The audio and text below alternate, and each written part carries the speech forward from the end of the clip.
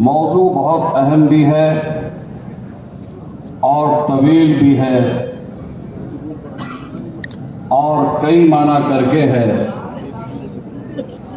کیونکہ عقیدہ توحید جو شرک کی ضد ہے، دراصل وہی اساس ہے، وہی بنیاد ہے۔ اسی کے لیے حضرت آدم کو پیدا کیا گیا اور انبیاء کا ایک سلسلہ جو دنیا کے اندر قائم تھا۔ جس نبی کی بھی دعوت آپ اٹھائیں گے تو آپ کو یہ احساس ہوگا کہ سب سے پہلے اس نے عقیدہ توحید کی دعوت ہی دی۔ قرآن مجید اس کی گواہی دیتا ہے، فرمایا وَإِلَىٰ عَادٍ أَخَاهُمْ هُودًا قَالَ يَا قَوْمِ اعْبُدُوا اللَّهَ مَا لَكُم مِّنْ إِلَٰهٍ غَيْرُهُ وَإِلَىٰ ثَمُودٍ أَخَاهُمْ صَالِحًا قَالَ يَا قَوْمِ اعْبُدُوا اللَّهَ مَا لَكُم مِّنْ إِلَٰهٍ غَيْرُهُ وَإِلَىٰ مَدْيَنَ أَخَاهُمْ شُعَيْبًا قال يا قوم اعبدوا الله ما لكم من إله غيره۔ قوم عاد میں حضرت ہود کو بھیجا، قوم سمود میں حضرت صالح کو بھیجا، قوم مدائن میں حضرت شعیب کو بھیجا۔ تو اللہ تعالیٰ نے پہلی ذمہ داری ان کی ہی بتائی کہ انسانوں کو یہ بتانا سمجھانا کہ ایک اللہ کے علاوہ دوسرے کی عبادت نہ کریں۔ وَمَا أَرْسَلْنَا مِن قَبْلِكَ مِن رَّسُولٍ إِلَّا نُوحِي إِلَيْهِ أَنَّهُ لَا إِلَٰهَ إِلَّا أَنَا فَاعْبُدُونِ۔ فرمایا ہم نے جو بھی رسول بھیجا، اے نبی آپ سے پہلے اس کو یہی بتایا، یہی سمجھایا، یہی حکم دیا کہ اللہ کے علاوہ دوسرے کی پرستش نہیں ہونی چاہیے۔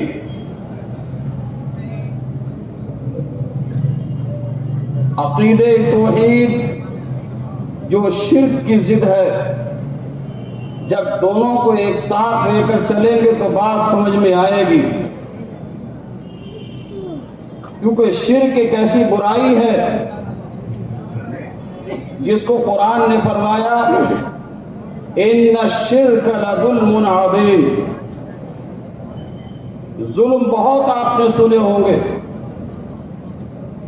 ظلم کی بہت ساری قسمیں آپ کو معلوم ہوگی۔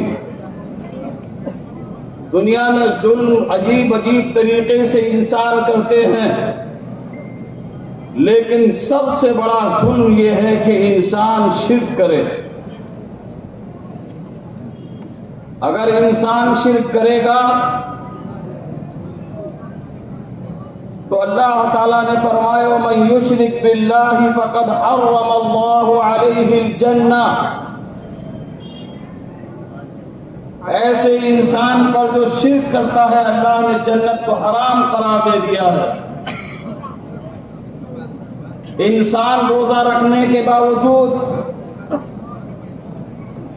نماز پڑھنے کے باوجود، زکوٰۃ دینے کے باوجود، قیام و سجود کے باوجود، ذکر و تسبیحات کے باوجود، غریبوں کے ساتھ، یتیموں کے ساتھ، بیواؤں کے ساتھ، اپاہجوں کے ساتھ، بیماروں کے ساتھ اس کا بہترین اگر سلوک بھی ہے تو بھی اگر شرک کرتا ہے، آخرت میں اس کو کوئی فائدہ نہیں پہنچائے گا۔ اس لیے سب سے پہلی چیز انسان کو جاننا اور سمجھنا اور سیکھنا چاہیے کہ اپنی زندگی میں کسی بھی تعلق سے شرک نہ پنپنے دے۔ اور اللہ کے رسول نے اس موقع سے فرمایا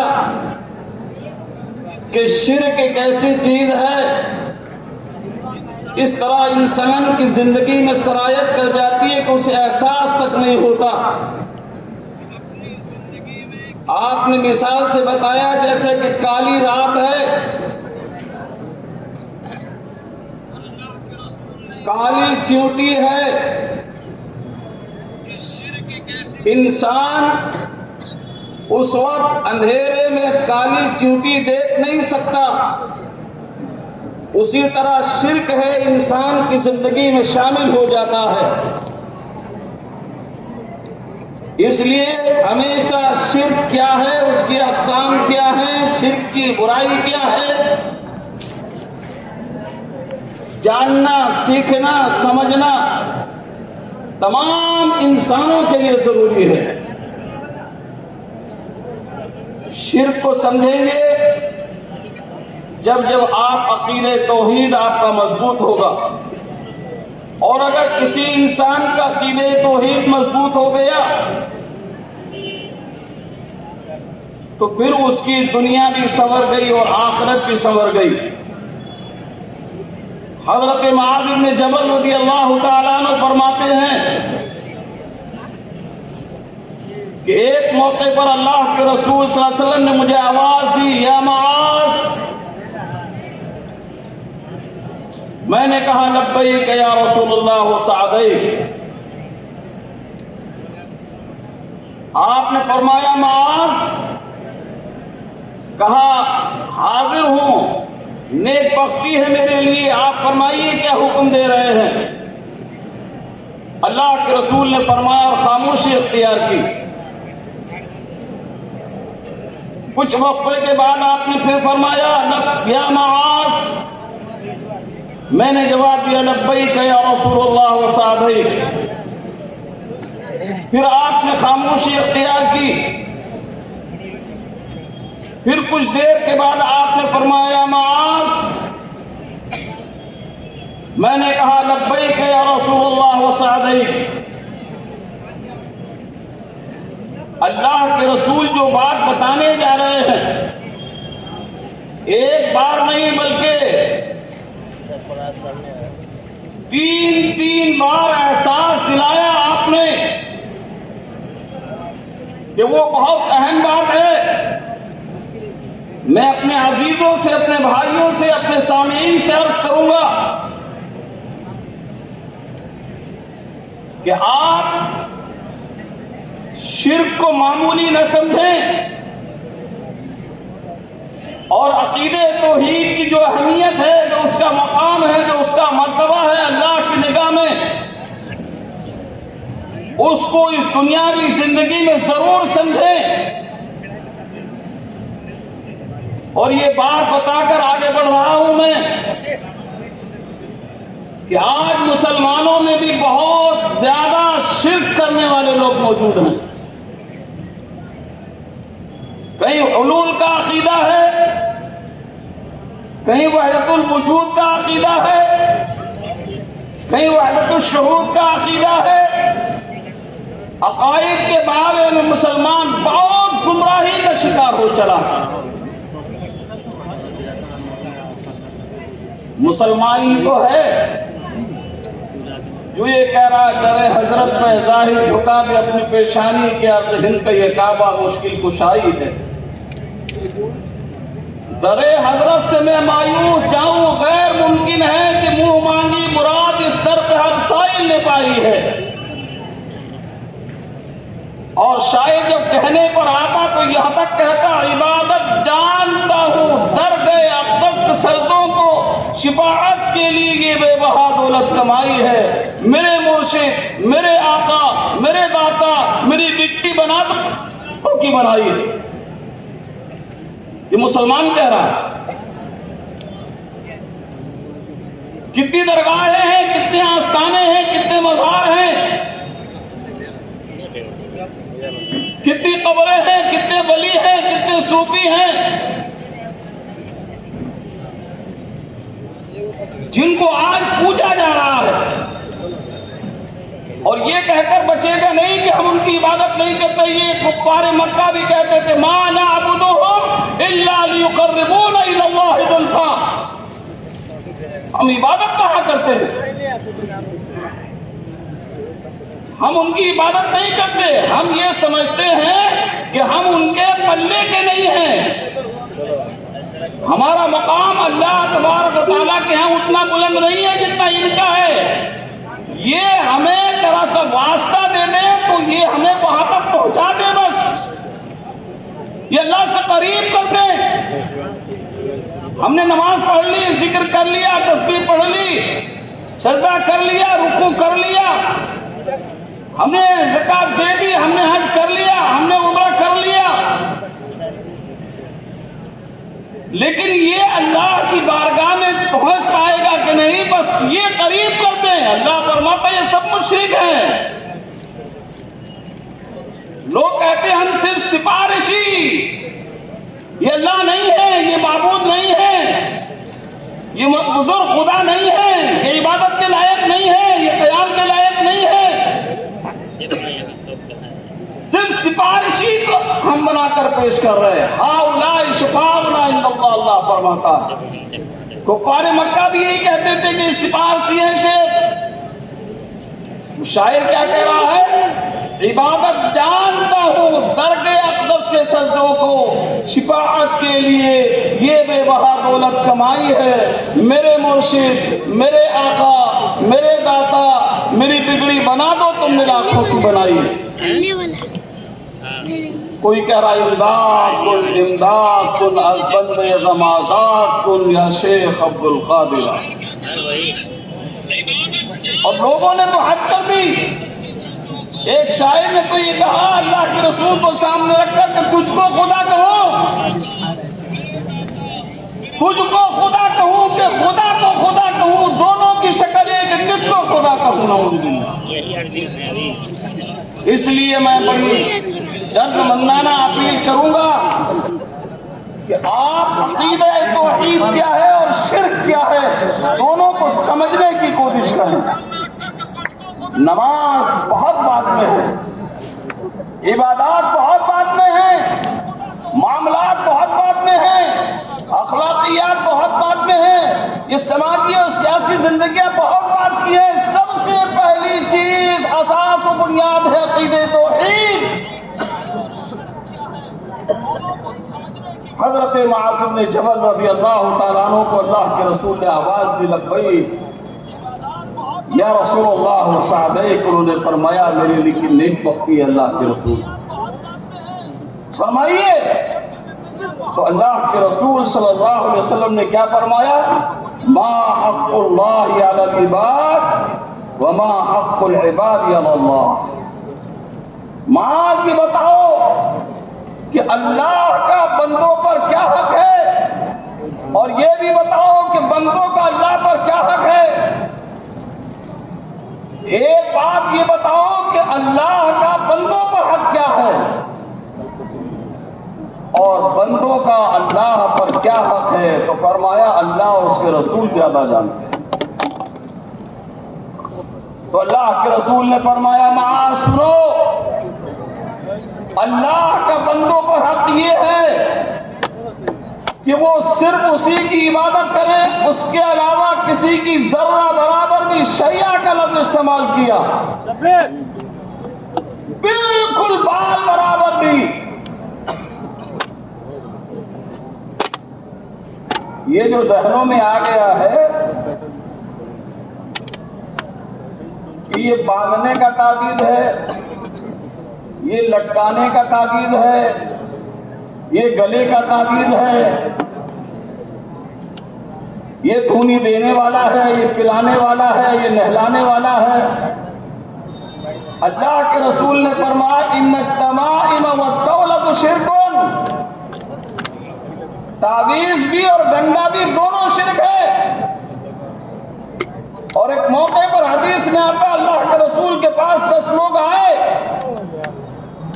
اسلام قبول کرنے کے لیے، اور آپ نے ان سے اپنا ہاتھ ملانے کے لیے، بیعت کرنے کے لیے بڑھا دیا۔ ایک سے کی، دوسرے سے کی، تیسرے سے کی، جو لوگ تھے ان میں سے 9 سے کی، ایک سے آپ نے بیعت نہیں کی۔ 9 لوگوں نے کہا اے اللہ کے رسول ہمارا ساتھی ہے، یہ بھی اسی مقصد سے آیا ہے، یہ بھی یہی ذہن لے کر آیا ہے، اسلام قبول کرنا چاہتا ہے، آپ کے ہاتھ پر بیعت کرنا چاہتا ہے، کلمہ پڑھنا چاہتا ہے، مسلمان ہونا چاہتا ہے، مومن ہونا چاہتا ہے۔ آپ نے فرمایا اس نے جو یہ دھاگا یا کڑا پہن رکھا ہے، اگر اس حال میں مر گیا تو یہ اللہ کی پکڑ سے نہیں بچ سکتا۔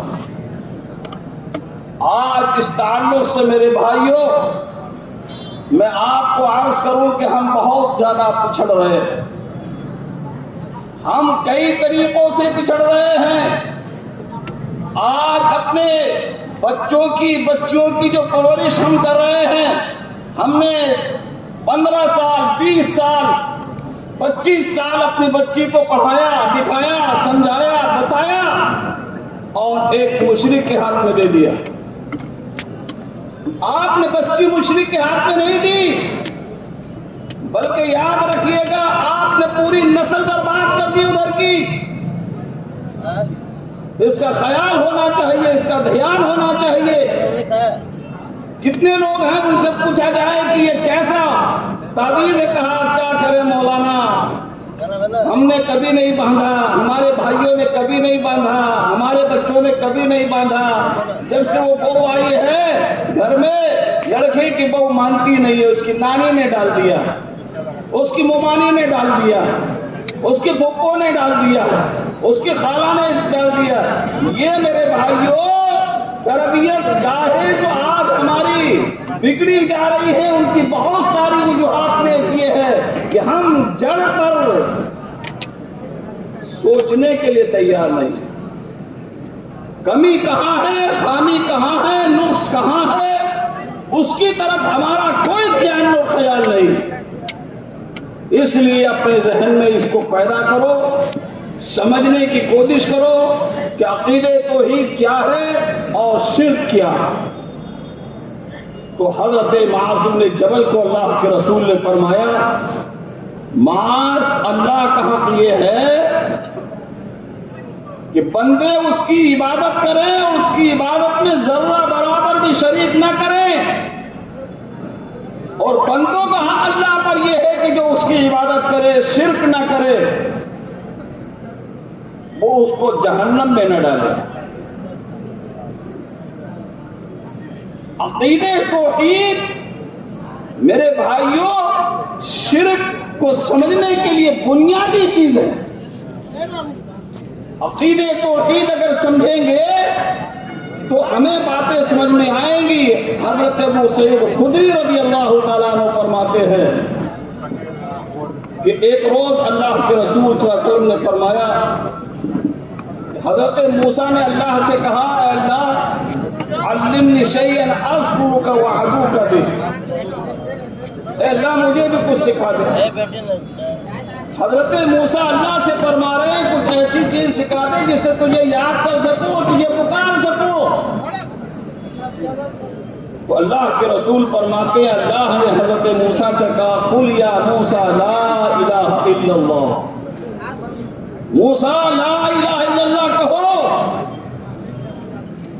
کہا کل عبادک یقولون ھذا، اے اللہ یہ تو تیری ساری امت کرتی ہے، ساری امت یہی کہتی ہے۔ معلوم ہے اللہ نے کیا جواب دیا؟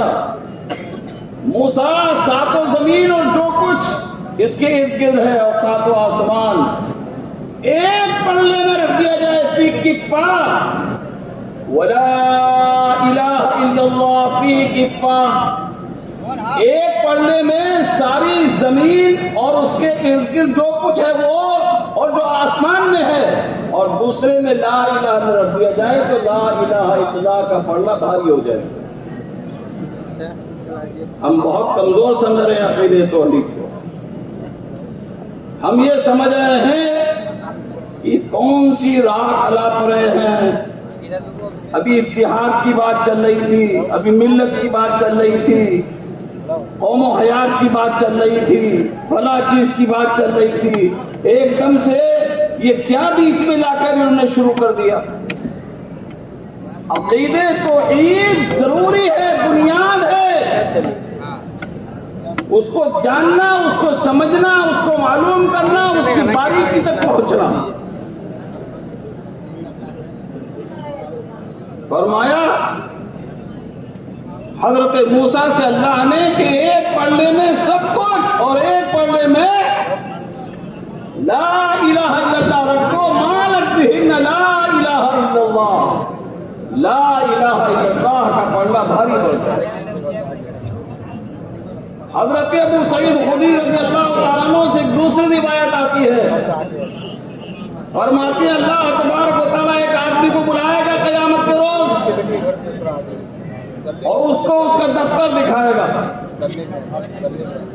جو تحت نگاہ ہوگا، اور جب دیکھے گا تو اس میں کوئی اپنے لیے بھلائی نہیں پائے گا۔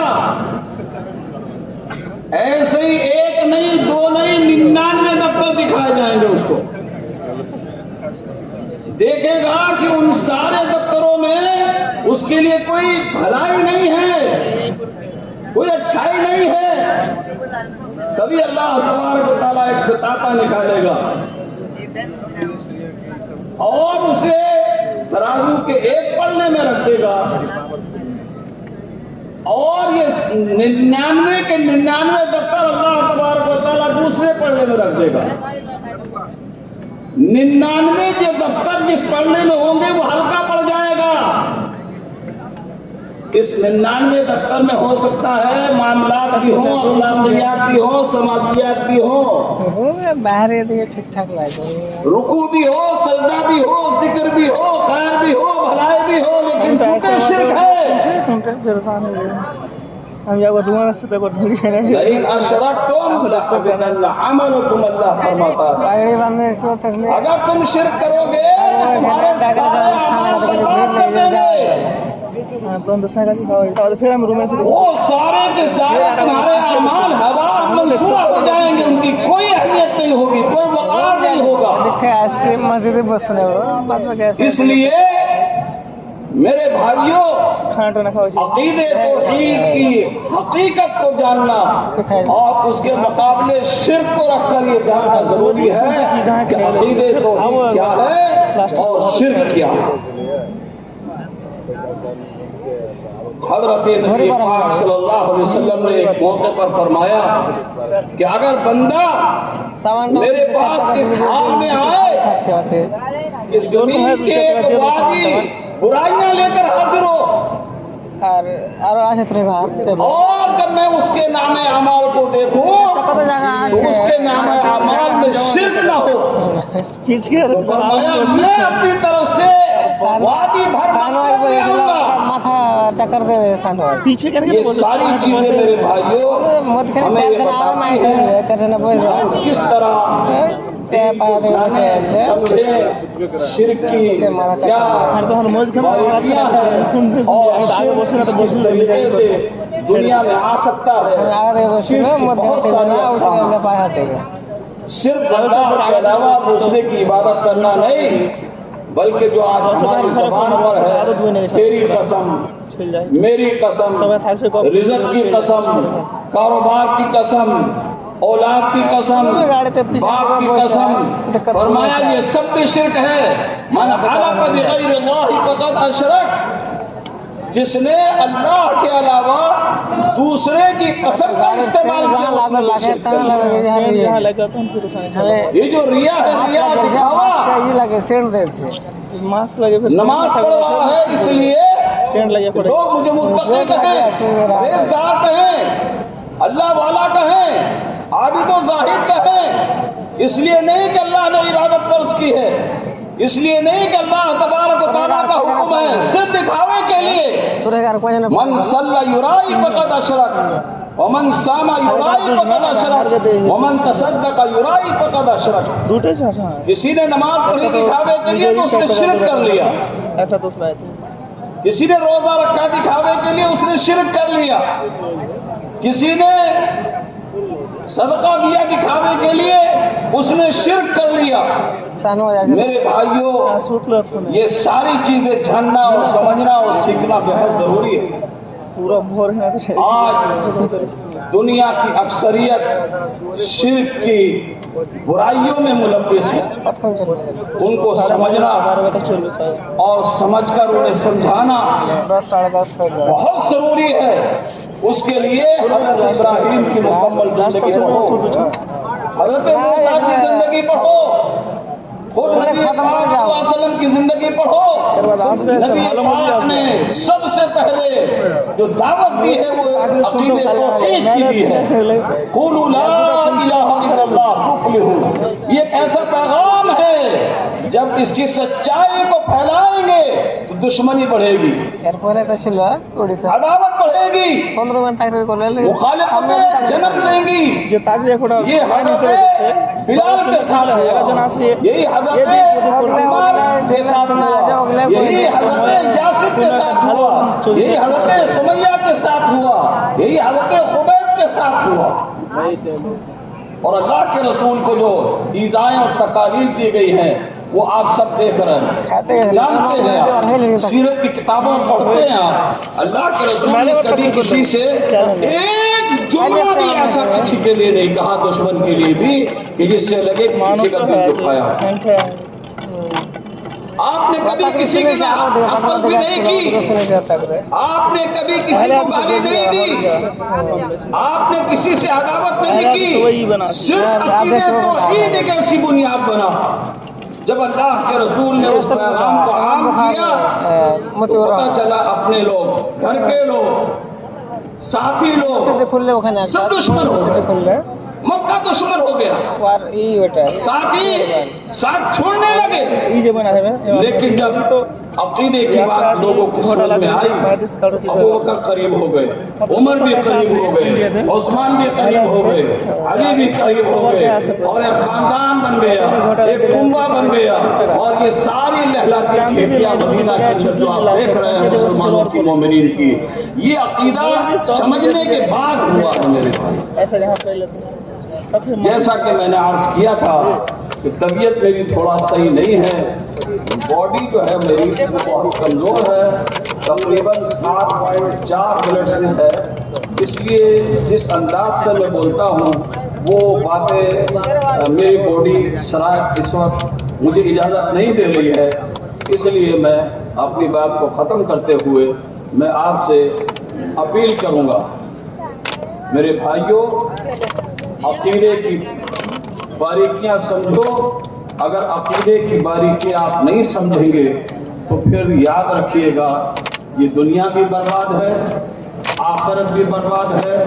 और कोई भी आदमी मुशरिक अगर मरता है तो उसे कभी भी जन्नत नहीं मिल सकती। मैं आखिरी बात अर्ज कर रहा हूँ कि अगर कोई आदमी मुशरिक है तो उसे कभी जन्नत नहीं मिलेगी, लेकिन अगर मुशरिक नहीं है और गुनाह हो गए तो उसे चाहे देरी से सही जन्नत जरूर मिलेगी। अकीदे तौहीद को बनाइए और शिर्क की कमजोरियों को समझने के बाद, उनकी अक़साम को जानने के बाद अपनी ज़िंदगी के अंदर मेरे भाइयों चेंजिंग लाइए। मैं आखिर में इजलास के तमाम जिम्मेदारान का दिल की गहराइयों से इस्माइल खुर्रम साहब का, बदरुल इस्लाम साहब का और सारे लोगों का दिल की गहराई से शुक्रिया अदा करता हूँ। अल्लाह तबारक व तआला हम सबको तौहीद को समझने और शिर्क से बचने की तौफीक इनायत फरमा। आमीन व आखिरु दावाना अल्हम्दुलिल्लाहि रब्बिल आलमीन।